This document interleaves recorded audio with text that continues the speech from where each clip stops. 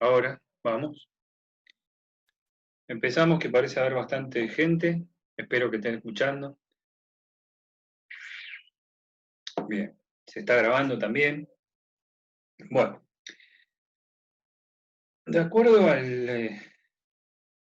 vamos a abrir el chat por si tienen preguntas.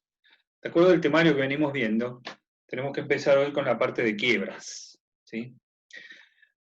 Así como el concurso preventivo tenía como finalidad la reorganización de la empresa para remover ese estado de cesación de pagos en que había incurrido la persona, lo cierto es que la finalidad de la quiebra es completamente diferente, es decir, se trata de minimizar en lo posible los efectos de esa cesación de pagos mediante la liquidación de los bienes del deudor para pagar con su producido a los acreedores en la medida de lo posible, ¿sí? Los supuestos ideales en los cuales los acreedores cobran el 100% son muy pocos, muy pocos. Hay algunos, pero son muy pocos. Entonces la quiebra tiene una finalidad liquidativa, ¿sí? La quiebra genera además consecuencias no solo en los acreedores, sino en la persona del propio deudor y en la sociedad en general, ¿no? Crean perjuicio para la sociedad en general ante la inhabilitación de la persona, la desaparición de la empresa, ¿sí? La desaparición de un montón de situaciones que hacen al bienestar social en general, la pérdida de las fuentes de trabajo, la pérdida de ingresos para el Estado a través de los impuestos, la pérdida de comercio con otros comerciantes y con otros sujetos en general. Bueno, ustedes, si van más o menos viendo la ley de quiebras, es a partir del artículo 77 que comienza la parte sobre quiebras. Y tenemos que hacer una primera distinción técnica, que no es demasiado relevante a los efectos de nuestro curso de elementos. Fíjense que el artículo 77 de la ley tiene 3 incisos. El primero de ellos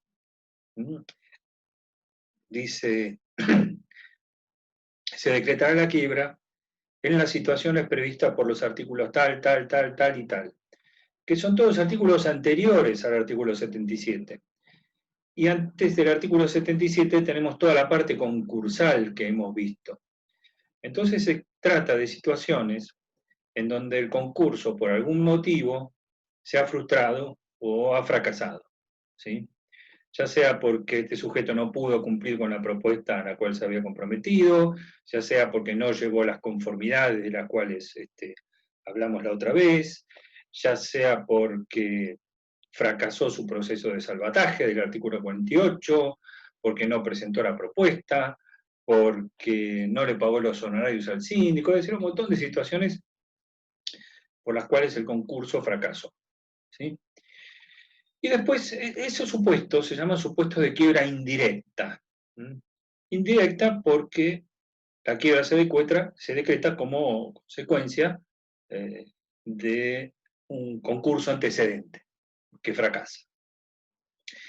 En cambio, los supuestos del inciso 2 y del inciso 3, que dicen la quiebra se decreta a pedido del propio deudor o a pedido de un acreedor, son supuestos de lo que se llama quiebra directa, ¿sí?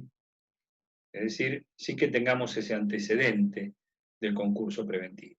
Y una de las primeras cosas que notamos entonces, con la diferencia del concurso preventivo, es que un concurso preventivo puede ser pedido solamente por el sujeto que es deudor, que está en cesación de pagos.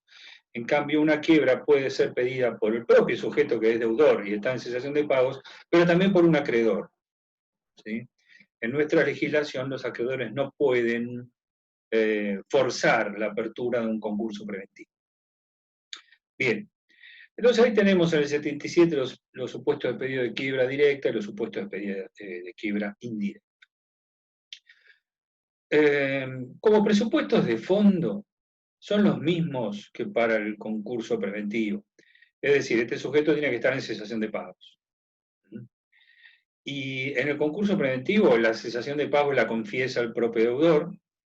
En el pedido de una propia quiebra que hace un deudor, también la confiesa el propio deudor.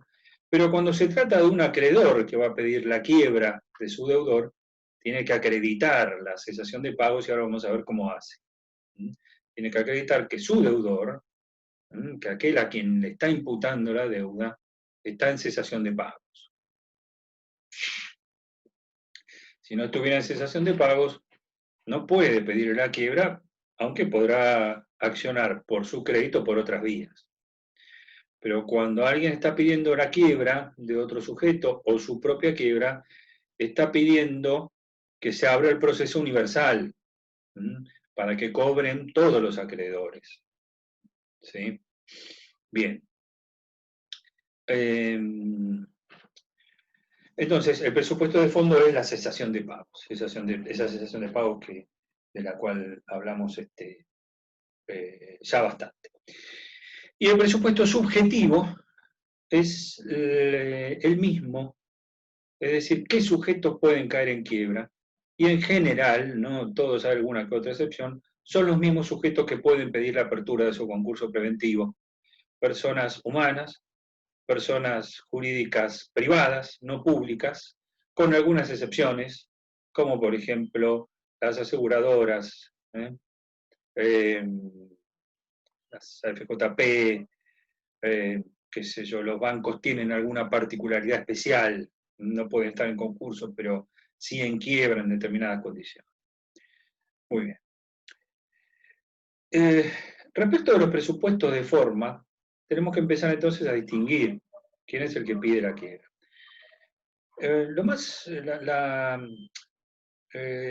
La forma de decretarse la quiebra a pedido del propio deudor es bastante sencilla.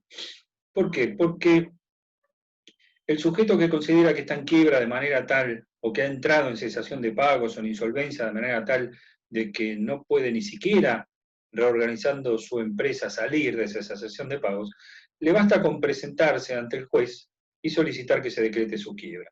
Fíjense que la ley dice, tiene que cumplir con los requisitos del artículo 11, es decir, tiene que cumplir con los mismos requisitos que tiene que cumplir un concursado.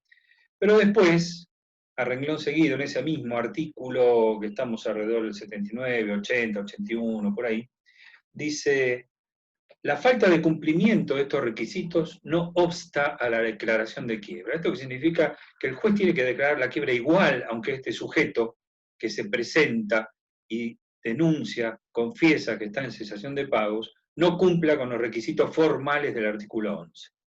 Eso quiere decir que el juez no lo inste a que los cumpla, le va a tener que decretar la quiebra, pero le va a ordenar que cumpla con esos requisitos, y si no lo hace, tiene facultades para hacerlo concurrir al tribunal, exigirle explicaciones y hacerle todo tipo de preguntas acerca de su situación patrimonial y de todos esos recaudos de los que habla este artículo 11, ¿no? Que nosotros ya vimos para el concurso preventivo, de todos esos presupuestos formales. Vamos a ver que las facultades del juez en un procedimiento de quiebra, tanto como de concursos, pero más de quiebra aún, son bastante más amplias que en un proceso común. Bueno, muy bien, entonces ahí tenemos, el que denuncia su propia quiebra tiene que cumplir con el artículo 11, pero si no lo cumple el juez igual, tiene que decretar la quiebra. Es un poco más complejo cuando se trata de un sujeto que se dice acreedor y que pide la quiebra de su deudor. Entonces tiene que llevar adelante un procedimiento que solemos decir que es sumarísimo, porque es un procedimiento muy rápido, es un procedimiento que es muy poco costoso en principio. Se paga una tasa de justicia de monto fijo, de 1.500 pesos. Cuando ustedes litigan ante los tribunales, si tienen un juicio patrimonial, tienen que pagar una tasa de justicia del 3% del monto actualizado del crédito que quieren. Entonces, si yo, por ejemplo, reclamo con un cheque en un juicio ejecutivo 1.000.000 de pesos, tengo que pagar de movida de tasa de justicia 30.000 pesos. En cambio, si yo con ese mismo cheque promuevo un pedido de quiebra, tengo que pagar de tasa de justicia 1.500 pesos. Bien, ese procedimiento tiende a que perdón por la demora, no te preocupes, Paloma. Ese procedimiento tiende a que el que se dice acreedor, presunto acreedor, demuestre que su deudor se halla en cesación de pagos y por supuesto que es un sujeto de aquellos que puede ser quebrado de acuerdo al artículo 2 de la ley de concursos. Entonces, la ley, en los artículos por ahí que estamos viendo, 78, 79, 80 y pico, señala una serie de hechos a modo ejemplificativo que pueden ser reveladores de que esta persona se encuentra en cesación de pagos. ¿Sí? De todos estos hechos reveladores de la cesación de pagos, el más común, el que es utilizado en el 100% de los pedidos de quiebra, es uno que dice el incumplimiento de una obligación vencida. ¿Sí? Bien, este procedimiento de pedido de quiebra es un procedimiento sumarísimo y uno de los artículos que estamos viendo, creo que es el 84, nos señala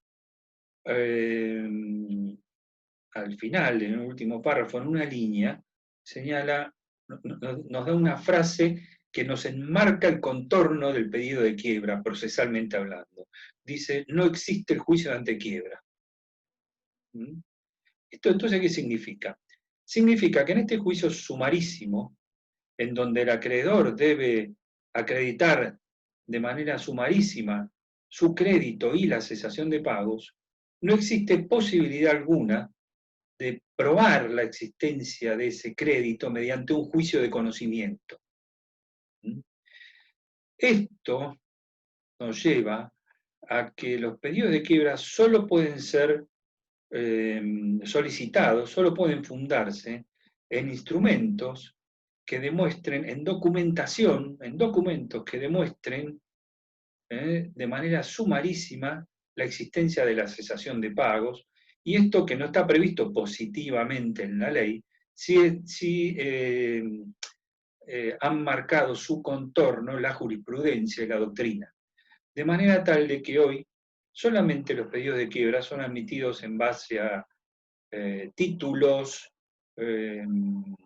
como pueden ser esos títulos que nosotros hemos visto, pagarés y cheques vencidos, sentencias incumplidas, certificado de saldo deudor en cuenta corriente bancaria, obligaciones negociables, reconocimientos de deuda, ¿sí?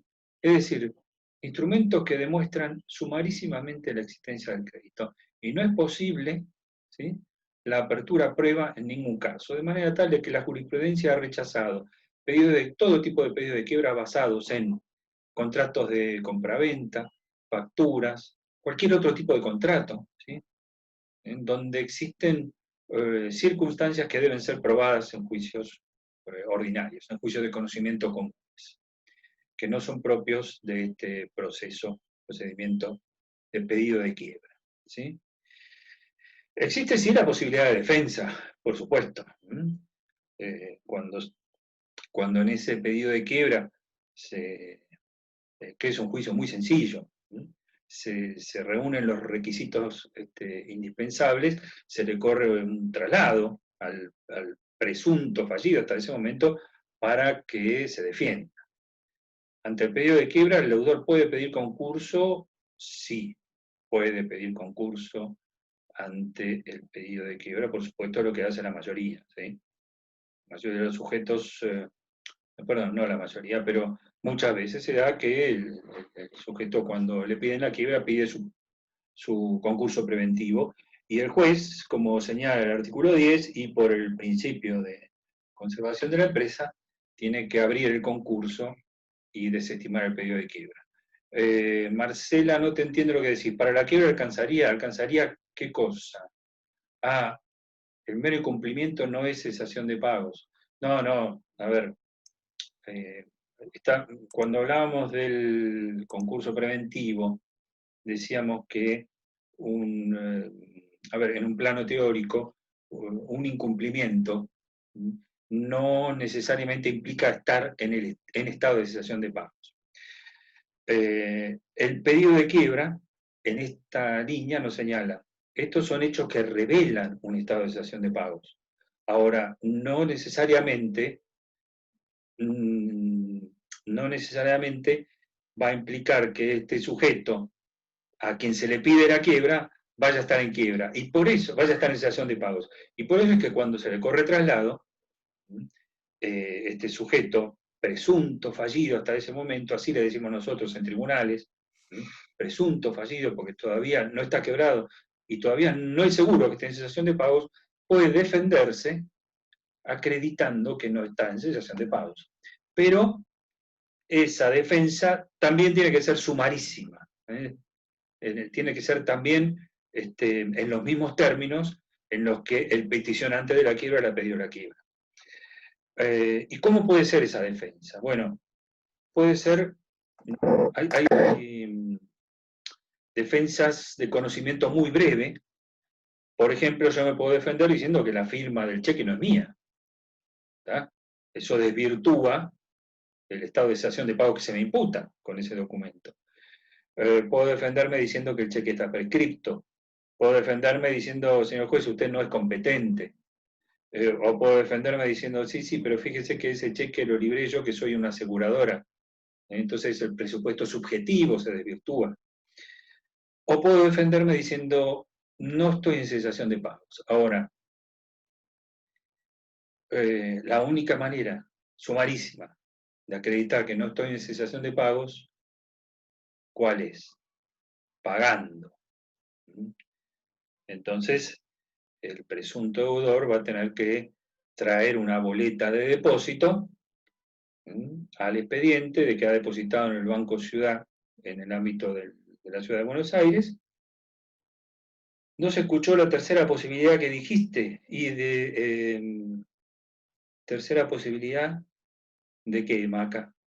La tercera posibilidad sería pidiendo, no sé, de las defensas que puedo poner, bueno, pues, digamos, volvamos, porque no sé cuál es la tercera. Puedo poner defensas acotadas, cuestionar la firma, decir, ¿cómo se llama?, que el juez no es competente, decir que no soy un sujeto susceptible de, ¿cómo se llama?, de que se me decrete la quiebra, por el artículo 2, o, ahí está, o depositando, demostrando de esa manera que no estoy en cesación de pagos. No se había escuchado, bueno, que el juez no es competente. ¿Está? Bien. ¿Por qué? Porque me han pedido la quiebra acá en la Por capital. eso es que ¿Eh? mucha gente, por eso utilizan esto del pedido de quiebra, porque pagan 1.500 pesos en vez del 3% de toda la deuda y la única forma de acreditar que no está en cesación de pago es pagar. Mira, se utiliza el pedido de quiebra porque es un juicio muy rápido, muy extorsivo. No es lo mismo si te inician un pedido de quiebra que un juicio ejecutivo, porque es barato en cierta medida. ¿Por qué? Porque si vos tenés ese ejemplo del cheque por 1.000.000 de pesos, que tenés que pagar 30.000 pesos de tasa de justicia en un juicio ejecutivo, o 1.500 pesos en el pedido de quiebra, es más barato. Ahora, si tenés un cheque de 500 pesos, te sale más barato el juicio ejecutivo. ¿Sí? Mira, yo como soy profesor de Derecho Comercial, entonces siempre te voy a recomendar que vayas al concurso, al juicio. Pero fíjate vos que si este tipo no tiene patrimonio, ¿no? A quien vos le estás pidiendo la quiebra o le estás haciendo un juicio ejecutivo, no tiene ningún patrimonio. Entonces el tipo le va a dar lo mismo, que le inicies un ejecutivo a que le inicies un pedido de quiebra, a que se le decrete la quiebra, porque vos vas a decretar la quiebra y el tipo no pasa nada. Nuestra ley de quiebra no tiene sanciones. O le vas a iniciar un juicio ejecutivo y si no tiene patrimonio no se lo vas a poder ejecutar. ¿No? Entonces, qué sé yo, vos antes de iniciar un juicio tenés un cheque rechazado sin fondos y antes de promover el juicio lo llamás al tipo, lo llamás al abogado del tipo y si el tipo no tiene patrimonio no te va a dar ni pelota. Ahora, si vos vas al registro de reincidencia, ¿no? Y este tipo tiene alguna condena pendiente, y un cheque sin fondos es un delito del 302 del Código Penal, de modo tal que si vos le iniciás un 302 del Código Penal, el tipo puede ir en cana, te va a llamar él a vos, ¿entendés? Entonces todo depende de estrategias. Vamos a ver que en un juicio ejecutivo vos al tipo lo podés mantener embargado o inhibido durante toda su vida, y en una quiebra no. Desde que se le decreta la quiebra solo por un año. Entonces es cuestión de evaluar la estrategia que vos querés seguir. Gracias. No de nada. Bien, entonces ahí estábamos con este sujeto que puede acreditar que no está en cesación de pagos mediante una boleta de depósito. ¿Sí? Bien.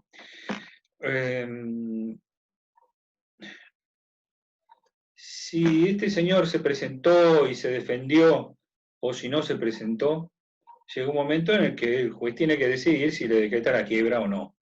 ¿Sí? Bueno, si le decreta la quiebra, procede conforme al artículo 88. El artículo 88 dice cuál es el contenido de la sentencia de quiebra. Entonces ahí yo ya les voy mencionando artículos que son relevantes a los efectos de un examen. Así como les mencioné el 1 y el 2, y el artículo 11 y el 14, que son muy importantes, y el 32, ahora les menciono el 88, que es el contenido de la sentencia de quiebra. Y si ustedes agarran ahí ese artículo 88, van a ver una serie de disposiciones que tienden a ser efectivas dos etapas del proceso. Es decir, se decreta la quiebra y al igual que el concurso va caminando hacia adelante y en forma contemporánea se van desarrollando en el mismo expediente dos etapas. Una que es la etapa de conocimiento o etapa cognoscitiva, en donde al final de esa etapa está determinado cuál es el pasivo. Es decir, algo similar a lo que pasa en el concurso con todo el llamamiento a los acreedores para que vayan a verificar sus créditos. Es muy similar. Mientras tanto, va tramitando también la etapa liquidativa. Entonces se dictan una serie de medidas tendientes a la recomposición del patrimonio y hay una serie de acciones más adelante en el articulado de nuestra ley que no vamos a estudiar a fondo, que quizás es lo más interesante del procedimiento de quiebra, que se llaman acciones de recomposición patrimonial. ¿Sí? Entonces, este artículo 88 tiene una serie de disposiciones que el juez debe dictar en esa sentencia, en esa resolución, tendientes a ser efectivas ambas etapas. Por un lado, señala, bueno, fecha para que se sortee el síndico, fecha para que los acreedores vayan a solicitar la verificación del crédito ante el síndico, igual que en el concurso, ¿sí? Y después se llevan adelante las mismas etapas, el informe individual del síndico, la resolución del juez que dice qué créditos están verificados y cuáles no, el informe general de la sindicatura, y ahí termina la etapa de conocimiento. Al final de esta etapa ya está cristalizado cuál es el pasivo, quiénes son los acreedores. Mientras tanto, también dicta otra serie de resoluciones.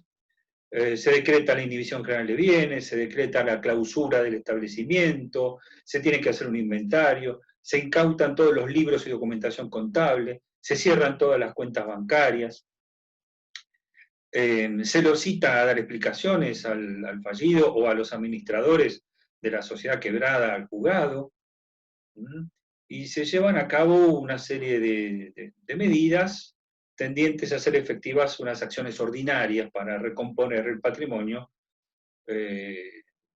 si es que el fallido eventualmente se hubiera insolventado, ¿sí? Ilícitamente. Bien. Se hace una clausura, se lo desposee de todos los bienes, se hace entrega al síndico de todos esos bienes, que va a ser el depositario y el que tiene la administración de todos esos bienes hasta que se vendan.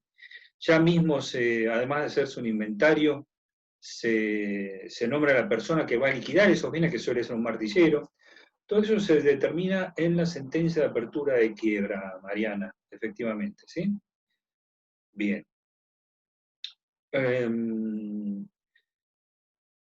Esta sentencia de apertura de quiebra se comunica igual que el concurso preventivo, es decir, mediante una publicación de edictos, con la diferencia en que los edictos acá están a cargo del juzgado. El juzgado lo tiene que hacer. Tiene que hacer y los tiene que publicar en el boletín oficial. Como no hay fondos, no los va a pagar, no suele haber fondos, pero después se paga con los primeros fondos que provengan de la liquidación de los bienes, ¿sí? Bien. Esta sentencia de quiebra no puede ser apelada. Hay una regla genérica procesal hacia el final de la ley, 270 y algo, 273, 74 por ahí, que dice las decisiones del juez como principio general en el pedido de concurso, tanto como una quiebra, son inapelables, salvo las que la propia ley dice que son apelables. Después hay un elenco de las apelabilidades que la jurisprudencia ha admitido, pero como principio son inapelables, y esta sentencia de quiebra es inapelable. Entonces, si a mí me decretan la quiebra, no puedo chillar, no puedo hacer nada. Tengo una serie de recursos que son típicos de la ley de quiebras, es decir, que están en la ley de quiebras y que no están en el Código Procesal. No son los recursos del Código Procesal. Entonces, como uno siempre le sale casi como que, casi como que lógicamente le sale que una sentencia puede ser apelada, bueno, esta no puede ser apelada. Entonces, ¿qué podemos hacer? Hay 3 o 4 recursos que están ahí previstos en la ley, que básicamente son recursos que tienden a que sea el propio juez el que revea su decisión, mediante la interposición de alguno de estos recursos, y ahí sí, esa decisión del juez sería apelable ante la Cámara. Pero no la sentencia de quiebra, sino la decisión del juez al final de estos recursos que puede interponer el quebrado. El primero de estos recursos es un recurso sencillito, cuya enunciación te dice qué es lo que busca el fallido al interponer este recurso, que es el recurso de conversión de la quiebra en concurso preventivo. Entonces ustedes, que son gente muy, pero muy inteligente, ya se darán cuenta que lo que busca este sujeto que está quebrado es convertir su quiebra en un concurso preventivo. Entonces, tiene un cierto plazo, no es que lo pueda hacer cuando quiera, ¿sí? Y tiene que acompañar los requisitos formales del artículo 11, ¿no? Para que el juez le abra su concurso preventivo, y si lleva todos esos requisitos al juzgado, entonces el juez va a dejar sin efecto la sentencia de quiebra y le va a abrir el concurso preventivo con todas las disposiciones que nosotros vimos en la sentencia de apertura del concurso preventivo. ¿Sí? Va a quedar sin efecto la quiebra y va a caminar para adelante el concurso preventivo. Muy bien, ese es el primero de los recursos. El segundo recurso se divide en dos. ¿Estos recursos están en la misma ley? Perdón, no Sí, entendí eso. fíjate en el artículo 90 y siguientes. Del 90 Gracias. al 104 más o menos, están por ahí. El segundo de los recursos es un recurso que tiene el mismo nombre que un recurso del Código Procesal, pero que no tiene nada que ver, que se llama de reposición. Reposición del auto de quiebra, y que se divide en dos: reposición sin trámite y reposición con trámite. En la reposición sin trámite es muy sencillito. Vieron que recién dijimos que a un sujeto que le estaban pidiendo la quiebra, antes de que decrete la quiebra, puede venir con la boleta de depósito y decirle al juez: mire, no estoy en cesación de pagos. Entonces el juez tiene que rechazar el pedido de quiebra. Bueno, ahora se le decretó la quiebra y puede hacer lo mismo. Viene con la boleta de depósito y le dice al juez: mire, señor juez, no estoy en cesación de pagos. Y ustedes dirán: bueno, pues sos un tarado, te dejaste de decretar la quiebra, bueno, lo que quieras, pero no estoy en cesación de pagos. Vas a cargar con las costas, ¿tá? Pero al no estar en cesación de pagos, no hay quiebra. Se levanta la quiebra. Esto se los hago en términos re sencillos, ¿sí? Pero se llama sin trámite, ¿por qué? Porque no se le corre ningún traslado a nadie. El tipo trae la boleta de depósito de la guita que implicaba el pedido de quiebra y demuestra que no está en cesación de pagos. Entonces, si el tipo demuestra que no está en cesación de pagos, desapareció el presupuesto objetivo de la quiebra. Cuando este recurso se tramita con trámite, es decir, el recurso de reposición con trámite, este sujeto también va a tender o va a querer demostrar que no está en cesación de pagos, pero mediante la producción de prueba. ¿Sí? Por eso se dice con trámite, es un recurso en donde el que lo interpone, es decir, el quebrado, va a ofrecer toda la prueba de la que intente valerse. Se le corre traslado tanto al síndico como al acreedor que pidió la quiebra y logró que se decretara la quiebra, quien también va a ofrecer toda la prueba de la que intente valerse. Después se abre el incidente a prueba y finalmente el juez resuelve si admite el recurso o si no admite el recurso. En esto, fíjense, ¿no? En estos tres recursos que acabamos de ver, el juez al final termina decidiendo si admite la conversión de la quiebra en concurso, si admite la reposición con trámite o sin trámite, o si la rechaza. En todos los casos, la decisión del juez sí es apelable. ¿Está? Bien. Y mientras tanto, ¿qué pasa con la quiebra? Bueno, mientras tanto, en este recurso de reposición con trámite, la quiebra continúa para adelante. La quiebra no se suspende por la interposición del recurso. Como siempre, el trabajo me retrasa. Bueno, pobre Martina, está bien, no te preocupes. Después, si te interesa, podés escuchar la clase. Sí, la sentencia, el procedimiento de quiebra no se detiene. Lo único que se va a detener, si es que hay un recurso de reposición con trámite, va a ser la liquidación de los bienes por ahora. ¿Sí? Salvo los bienes perecederos, bueno, es otro tema. Bien. Y después tenemos el último de los recursos, que en realidad tiene alguna diferencia porque no tiende a que se deje sin efecto la quiebra, sino a que tramite por ante el juez que tenga que tramitar, que es el recurso de incompetencia. Resulta que, por los motivos que fueran, este juez que decretó la quiebra no es competente, aunque nadie se dio cuenta en ese momento, y entonces alguien, o el juez de oficio incluso, advierte que es incompetente, remite el expediente al juez que se considere competente y continúa la quiebra por ante ese juez, no queda sin efecto. Lourdes dice: no entendí la expresión del artículo 98 que dice: la revocación de la sentencia de quiebra hace cesar los efectos del concurso. El artículo 98 dice: la revocación de la sentencia de quiebra. Ah, ya sé lo que pasa. Ya sé lo que pasa. Sucede lo siguiente, Lourdes, que en una técnica bastante cuestionable, nos vamos a encontrar en que en toda la etapa de la ley de quiebras, a ver, todas las normas sobre quiebras, en muchos lugares, hace mención a concurso como sinónimo de quiebra, ¿sí? El concurso genérico. Entonces, por eso, en realidad, lo que debe de... Sí, lamentablemente es así. Lo que debe interpretarse del artículo 98, la revocación de la sentencia de quiebra hace cesar los efectos de la quiebra, hace cesar los efectos de ese procedimiento de quiebra. ¿Sí? Es un problema porque muchas veces se utiliza la palabra como sinónimo, hace cesar los efectos de la quiebra. Entonces, quedan sin efecto la quiebra, sí es confuso claramente, en muchos otros aspectos queda sin efecto la quiebra, pero se abre el concurso. ¿Sí? Bien, bien planteada la duda, sirve para aclarar alguna que otra cuestión. Bueno, entonces ahí tenemos un poquito el elenco de recursos que pueden interponerse contra la sentencia de quiebra. ¿Cuáles son los, siguiendo un poquito con lo que tenemos que ver para esta clase, cuáles son los efectos de la declaración de quiebra?